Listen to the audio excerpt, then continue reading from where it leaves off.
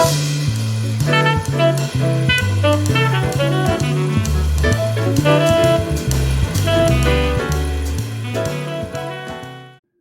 there, little G's. Today we're talking about quick masks and adjustment layers. Now, one thing that I want to do is I want to be able to take this really pretty flower. It's a picture of a peach-colored rose, and I want to be able to manipulate it and change it to maybe make it look a little more artsy and customize it for maybe even a customer. Now, when it comes to customizing photos like this, it's not that hard, but you do have to know a few things about your selection techniques and how to adjust the images. Now, when it comes to selecting an object like this flower, the easiest way to do it is to go to your fourth button down on the menu, on the tools bar, and use the object selection tool. Now we've got the object selection, the quick selection, and the magic wand, but this object selection tool is pretty good in this case because the flower is mostly one color or a color range. So the way we use it is after selecting it, we click and drag a box large enough to encompass the whole rose. And then when we let go, it uses some kind of artificial intelligence, or I don't know what's fuzzy logic, to go ahead and select the rose. And it's done a pretty good job. But you can see that these rose buds here on the sides that have similar colors to the flower were selected also. And you can't really blame the computer for thinking that they were part of the object. So how do we fix this? Well, down here in at the very bottom of the tools bar, you have this button right here. This is the quick mask mode. And to toggle it, all you have to do is click right here or press the letter Q on your keyboard. And there you go. Now what it does is creates this, I guess, overlay of red. Now what the red shows you is everywhere that is not selected. And this makes it easy to see what has been selected and what is not, because as you can tell, when I turn off quick mask mode, we have the what we call the marching ants marching around, and it's not always easy to see, especially on some pictures that are high contrast. So let me go ahead and turn it back on by pressing Q on my keyboard. Now here's the deal. I don't want these other buds selected. I just want the rose selected. Now in quick mask mode, the really cool, I guess, what's the word? The really cool technique, or what makes this a cool technique, is we can switch to our paintbrush.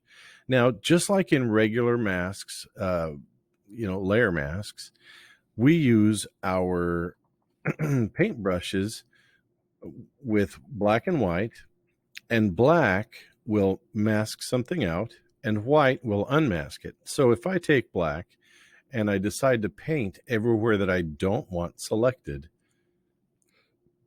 it essentially deletes that area from the mask and from the selection.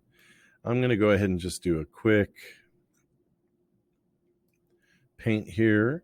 And I'm just using my mouse. I'm not using anything exotic like some kind of expensive tablet. I'm just using my mouse. And there, I think I've done a pretty good job. Now, when it comes down to the fine detail, you want to be able to zoom in, go smaller with your brush, and get as close as you can to get as fine a selection as possible.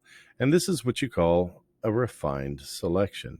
Now, I have chosen a medium hard brush, which is right at 50%. And this medium hard brush, it kind of serves two purposes. Number one, the medium hard brush doesn't provide a really super hard edge, because hard edges sometimes look really artificial when you're selecting. And it kind of pre-feathers it for you. But now that I'm kind of done here, I guess I should zoom in here and look at this. Yeah, this is not too bad. All right, so let's say, oh no, I went too far. I switch to white, and I can unmask or unselect or reselect parts. There you go. All right, let's switch back to black. By the way, the way to toggle from foreground to background, black and white here is you click on this button right here, or you tap the letter X on your keyboard. As you know, I'm all about the keyboard shortcuts. I just love those things. Okay, so now I've got my selection here, and it looks pretty much the way I want it to look. So the next thing to do is move back to my selection tool, right click, and I'm going to go ahead and I'm going to feather a bit. So in order to feather, let me just go to select here, modify and feather. Okay. Come on, computer. You can do this. I believe in you.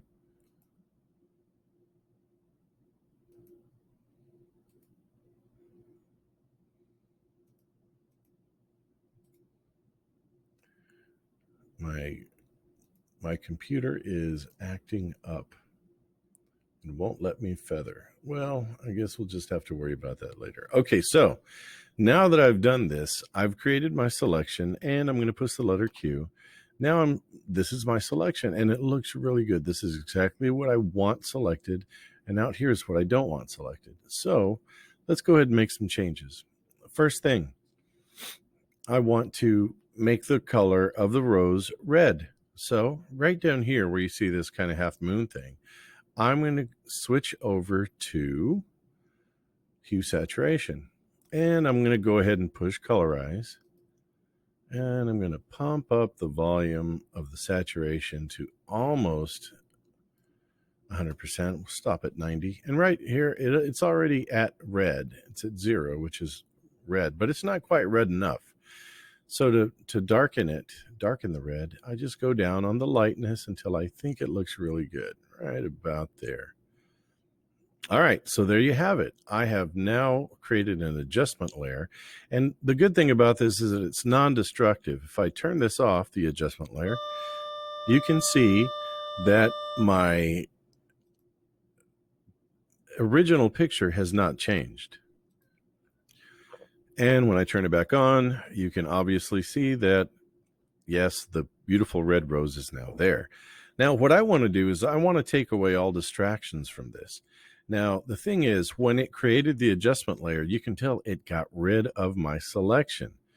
And I still have more work to do, but I've got a shortcut for you. If you hold the control button and click inside of this mask that we created earlier, which is made out of the selection, I'm going to go ahead and click on it. What it does, if you'll notice, is it reselected it. So there you go.